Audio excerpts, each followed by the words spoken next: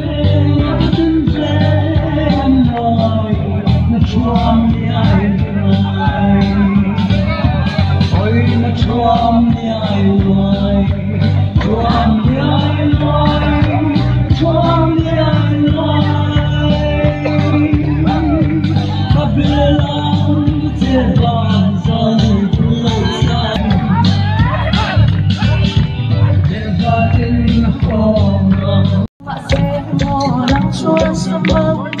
chân xoang lâu lại cùng xoang gặp ai chân hoa lòng xoa để ấm áo bóng đêm em biết tôi đã tôi chưa lẽ xóa em muốn sống thích ta niềm mơ cả đốt đêm vàng trên dây cơn đau về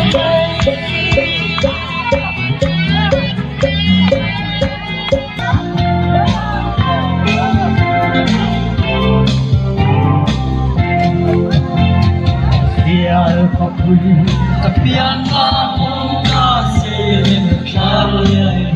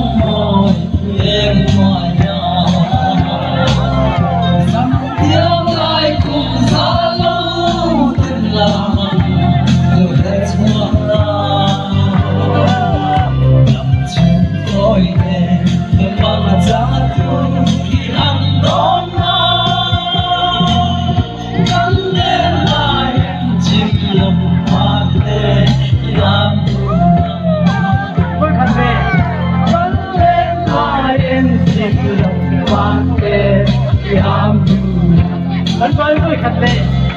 gắn lên lại em chìm lòng hoa về giáp thu năm cái đó là tụi hết mà đủ thế là cho mình phút này cho mà tụi em khi làm bằng nó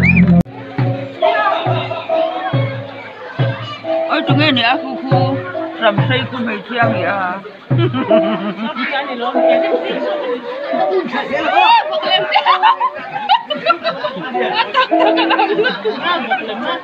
oh, lại phục tiếng